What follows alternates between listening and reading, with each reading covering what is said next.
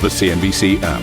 Global market news in one place. Customizable sections and personalized alerts. Stocks tracking, interactive charts and market insights all in your hands. Stay connected.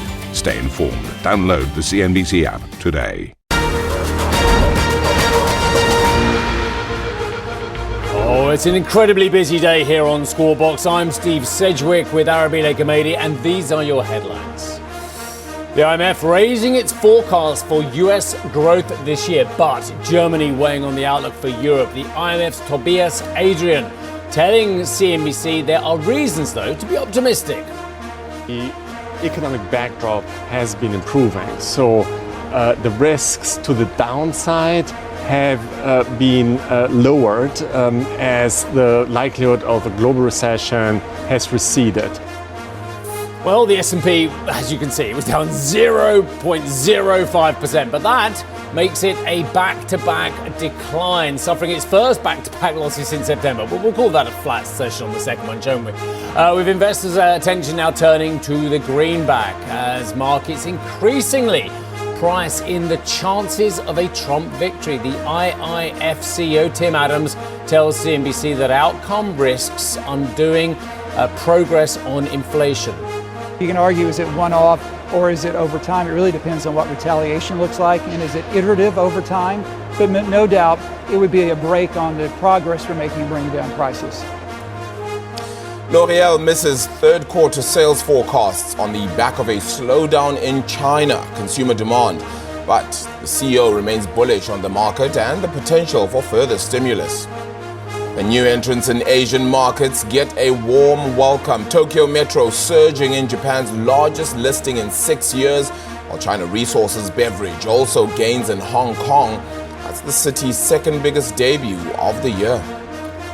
And Deutsche Bank reports a third quarter pre-tax profit of 2.3 billion euros, thanks in part to the partial release of Postbank-related litigation provisions. We're going to hear from the CFO, James von Moltke, this hour.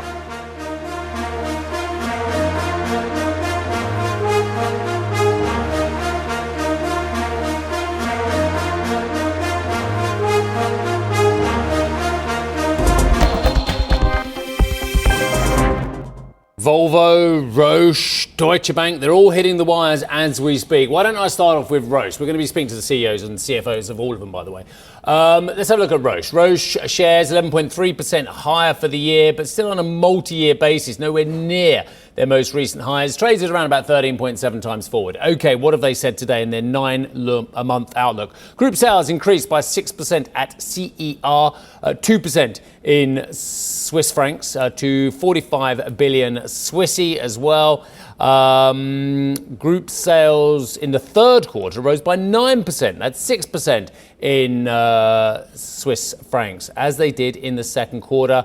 That is the key to headlines. I'm not going to go on too much searching beneath, of course, but they are hoping that cost cutting and a raft of new drugs by 2030 will transform the group and its prospects for growth as well. Don't miss our first on CNBC interview with the Roche CEO, that is Thomas Schinecker. That's coming up in roughly 1 hour and, I say roughly, exactly 1 hour and 12 minutes time. We've got some very tight timings today. Right, Deutsche Bank is trying to galvanize investors, get them excited about the offering. The shares have had a good rally, but they still trade at a huge discount to the best in class, a huge discount to the United States. No, you're quite right. But I mean, up 70% over the last 12 months, 30% or so up year to date as well. So significant push higher then for that share price, as you can tell there. But just looking at some of the numbers, the company saying that they're very confident in meeting their revenue estimates for this year. Then that's 30 billion euro revenue target for 2024. Then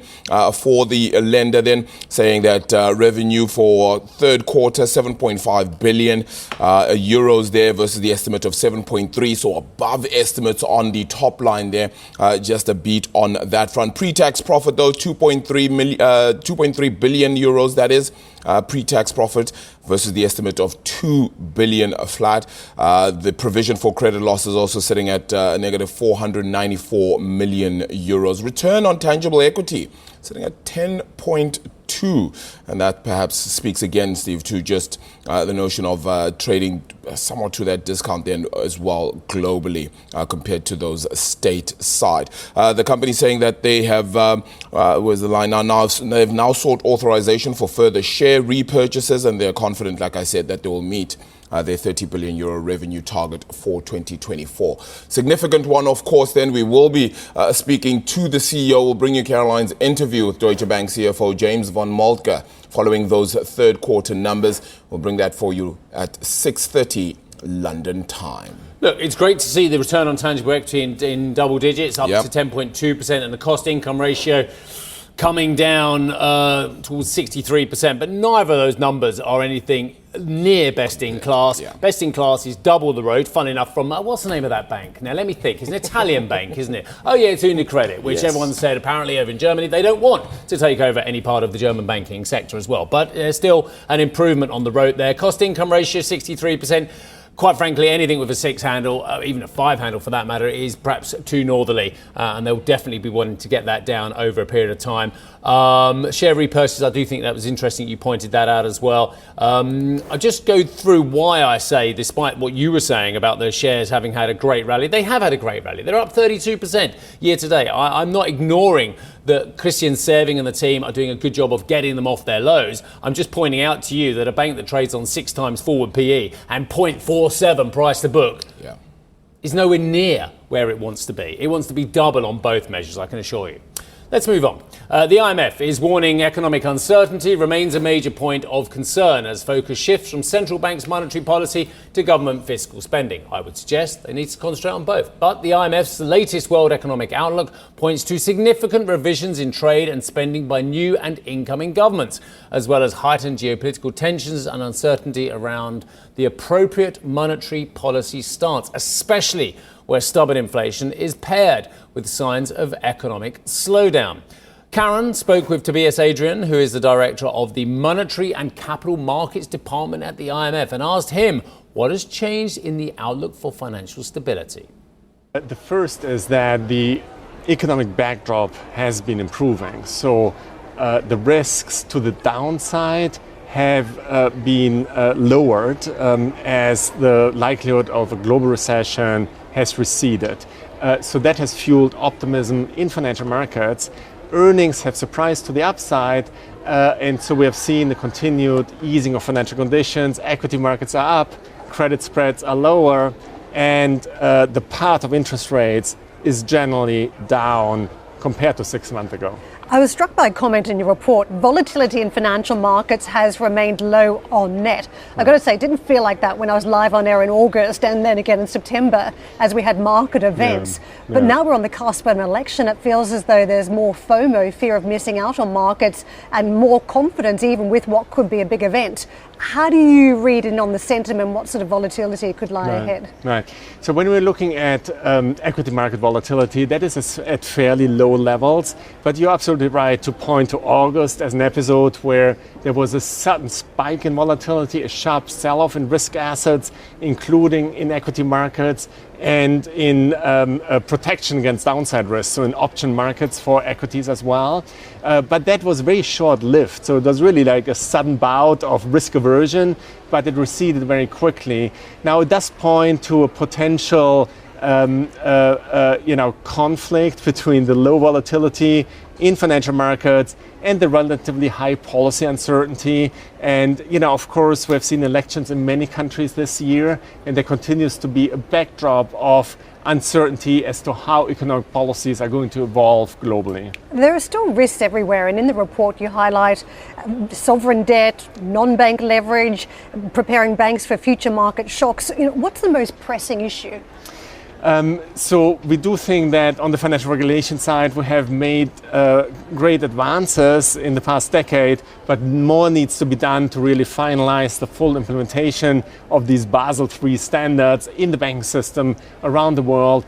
In the non-bank financial sector, there are also emerging changes as to how the financial sector works, and so adapting the surveillance and the data in those sectors is very first order. and there's certain some regulatory steps that are also discussed at the international level. So I think that is really the baseline for financial stability. Now, the US, UK, as well as Brazil also upgrades in their growth forecasts for this year, with the IMF saying the US appears on track for a soft landing. Now, the Eurozone outlook was revised lower. That's by 10 basis points, driven by more negativity on the German economy. Now, the IMF also downgraded the outlook for China, now expecting the country to miss its 5% growth target this year. Now, Karen spoke to World Bank Senior Managing Director, that's Axel van Trotsenberg, and asked what impact he expects the Chinese government's stimulus measures to have. The jury is out. The first half year of economic growth in China was about 5%. So they have taken additional measures. Let's see, there are of course structural challenges that the Chinese economy is facing, especially in the real estate sector, also partly in the financial sector. So those need to be addressed, but the growth rate has been at the level that many countries, in other OECD countries, would love to have. So I think we need to look at that very carefully, and monitoring is in order. Okay, the Bank of France Governor François Villeroy de Galhau and the Portugal Central Bank Governor Maria Centeno have both expressed concern around the possibility of inflation falling below the bank's central 2% target. Of course, we talked about this on the show yesterday. Rather than an inflation problem, does the ECB have a disinflation, either of those problem? Villeroy de Galhau said the ECB must remain agile to avoid falling behind the curve, while Centeno called for a gradual reduction in the rates. Karen spoke to the Bank of Finland Governor Olli Rehn about whether a further 25 basis point rate cut would make sense for the ECB in December. The direction is clear. We are continuing the rate cutting cycle. The speed and scale of rate cuts depends on the incoming data. And we are looking in particular three factors, three variables in this regard. First, the inflation outlook. Second, underlying inflation, i.e. neutralized from energy and food prices. And third, the strength of monetary policy transmission. That's data dependency. For me, it is not certainly any kind of data point dependency. It's even more, I would say, analysis dependency, so that you analyze the overall development, the trends in inflation, growth and other factors, and you also look forward. And we will get our next major economic projection in December. The market has taken the first back-to-back rate reduction in 13 years as a sign that it can now price in rate cuts at every meeting out until about mid-next year. How comfortable are you with that market pricing? I don't usually comment on market pricing. I let the market forces do their job. My job is it's to prepare decisions on my behalf and try to influence that in the governing council of the ECB. In my view, meeting by meeting means that we can take decisions. Actually, we take decisions on policy rates at every meeting of the governing council, whether we keep them at their previous level or whether we reduce or increase them. That's always depending on the incoming data. As I said, now the direction is clear. We are in a rate cutting cycle as disinflation is on track, but the speed and scale will indeed depend on the incoming data and the analysis we are doing. Well, let me tackle speed with you, because 25 basis points, that size reduction, was the only option put on the table by Philip Lane at your last meeting, according to Christine Lagarde in the press conference. Does it make sense to have a 50 basis point reduction as one of the options to debate in December? I think it's premature at this stage to go into the question of whether it should be 25 basis points or 50 basis points or something else. We are indeed practicing data dependency, and I want to practice what we preach. So we will see how the economy is evolving at that time in December. Now, we will be having plenty more coverage from Washington, D.C. today. Karen will be joined live by 5 more ECB Governing Council members and other key European policymakers. Don't miss those conversations throughout the day, right here, of course, on CNBC. Now, despite polling showing a neck-and-neck presidential race in the United States, Wall Street investors are increasingly backing trades which could pay out in the case of a victory for former President Donald Trump. Hedge funds, as well as money managers, have begun allocating more towards inflation trades as they increasingly price in a Trump agenda, including tariffs and its impact on the U.S. economy. Now, banking names have also seen a boost amid expectations of looser regulation. That's under Trump. And of course, looser in certain segments, while tighter in others as well. Now, Karen caught up with the IIF CEO Tim Adams and asked what impact November's election could have. It's a very, very much a nervous wait. Both candidates are running as change candidates, which is kind of interesting. The concern about Trump is that he's anti-internationalist, doesn't care about transatlantic relations, and will be more focused on isolationism and protectionism. Some of them may be a little overdone, but there's certainly elements of that as we see through his proposals on tariffs. There's no doubt that Vice President Harris will be much more engaged with the global community, much more interested in international organizations. When it comes to Trump, trade fragmentation is already a key risk, and there are concerns that that gets worse, but also has a trigger for inflation again, just as it's coming down. How are your members thinking about that impact? The assumption is you'll have higher inflation, higher interest rates than you would have in the absence of those tariffs, that they are inflationary. You can argue, is it one-off or is it over time? It really depends on what retaliation looks like, and is it iterative over time? But no doubt it would be a brake on the progress we're making in bringing down prices. If you haven't seen it already, it's a stunningly busy show. And here's what's coming up. L'Oreal missing third quarter expectations amid a slowdown in its key market. We'll bring you the latest with regards to those numbers. Plus, Asia's oldest subway goes public in Japan's biggest IPO in 6 years. More on that next. And Roche set to post third quarter results. We'll be speaking to the CEO, of course, those numbers having come out. Thomas Shinnicker joining us then, and that's happening at 7:15 London time. Stay tuned. This is Squawk Box Europe.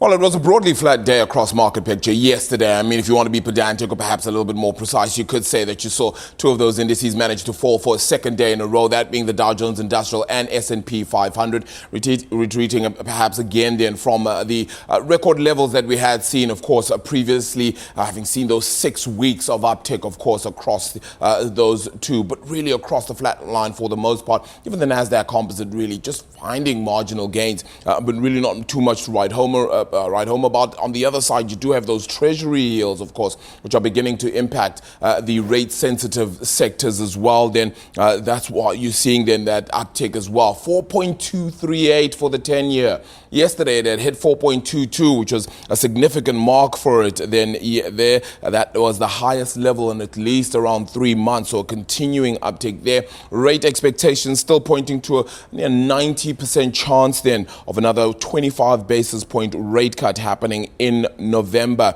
Of course, it was 3.6% then for the 10-year just before the Fed cut. So it tells you how much that has moved higher. On to the currencies, then the dollar's near a 2.5-month high as well, even just this morning. Even though you can see against the euro, 108.05 is where we're sitting there. Sterling, 129.91, just below that 130 mark, which we held on the back of some data out of the UK, of course, pointing towards still a resilience when it comes to that GDP print, with inflation also continuing its downward trend there. Still above 150, and this time 152. Look at that yen weakening, perhaps more a case of the dollar strengthening when it comes to dollar yen.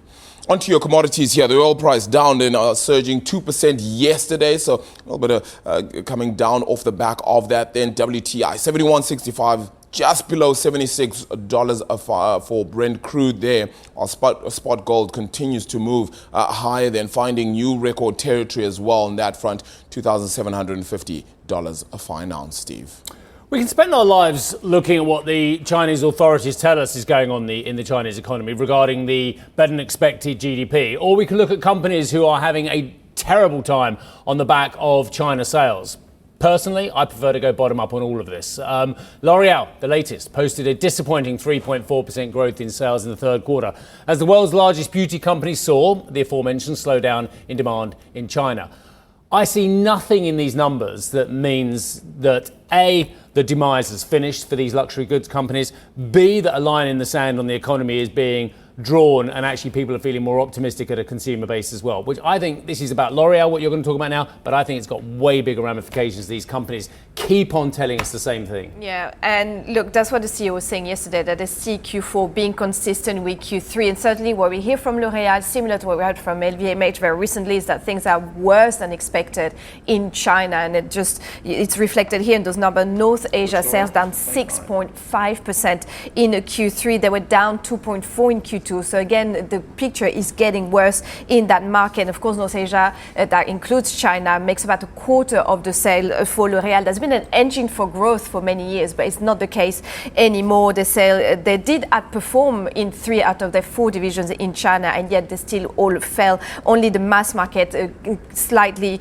was positive there, but certainly they see that, for example, there was a big appetite for luxury products in China, but that is not happening anymore. Now, looking at the other regions, well, there's a bit of a slowdown in Europe, but still good demand. The sales 5.5%. In North America, there's one of the bright spots there where things were better than expected, up 5.2%, an acceleration in North America. Again, looking at the different divisions, what made the strength for L'Oreal a few years ago, dermatological beauty, one has been growing extremely fast for them, up just 0.8%, luxury up 5.8%. So here again, interesting to hear that for next year, they want to make new launches. Say, look, the post-pandemic book, revenge spending, people going out again, this is over. They cannot rely on this for increasing sales. So they have a lot of new launches starting next year, including some new perfumes. Say fragrance is one of those few bright spots there for beauty. They're selling a lot of those perfumes, but everything else throughout the different bits is very tough, and their reliance on China particularly impacting them.